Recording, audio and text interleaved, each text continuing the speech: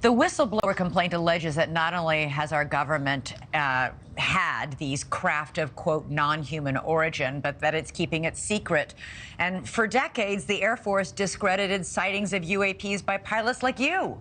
Does it sound possible to you that that kind of secrecy is still happening, this kind of disinformation, this time around aircraft?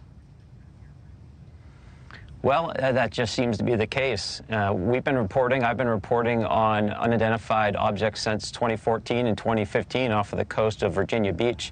And still, that conversation hasn't elevated to the point where pilots still feel comfortable reporting. So yes, I still believe that there is secrecy and stigma associated with this topic. And this conversation that we're having today, I think, is a massive step in the right direction. Can you describe exactly what you saw when you were flying in the air that night?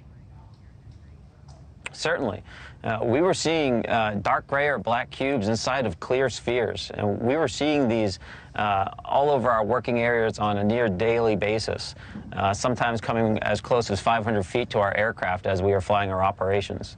We were seeing this not only off the eastern seaboard, but we were seeing this down south off Jacksonville, Florida, as well as off the west coast. Now, with the All-Domain Anomaly Resolution Office reporting that we're seeing spheres globally that are proceeding from 0 to 2 Mach on a regular basis, we still haven't really figured out what those objects are. And you, largely to your efforts and a few others, and people are now speaking out, pilots are now speaking out. But in general, especially a couple of years ago, but you say even now still to a certain extent, what are pilots told when they come back and say, oh my God, look at what I saw and what I recorded in my cockpit camera? Yeah, a lot of times it doesn't even get to that point, unfortunately, Elizabeth. Pilots aren't taking it back to their companies, to their safety offices and reporting this. Typically what I'm hearing from aircrew that are calling and reporting is that they're seeing objects, they're typically reporting it to air traffic control. And that's really where the conversation ends. There'll be a number of other aircraft that will report the same thing in the same vicinity, but there's no further action taken. It was a bit disappointing to hear the Go ahead. Hear the FAA chief talk.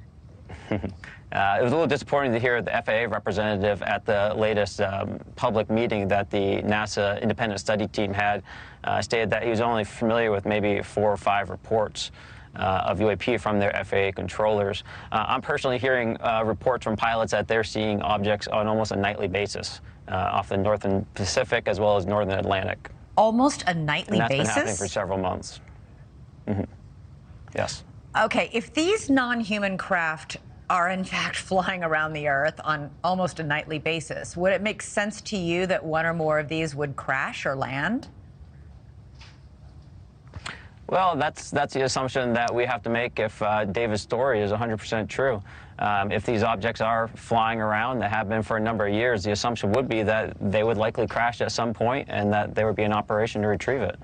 A former staff director of the Senate Intelligence Committee is publicly calling on the government to reveal what it has. He says he's spoken to 4 witnesses who say the same thing that you do, that Grush says, that we have material from non-human craft, and he writes, we must know the facts concealing such vital information. If we are not alone, this poses a huge barrier to successfully adapting to the world around us.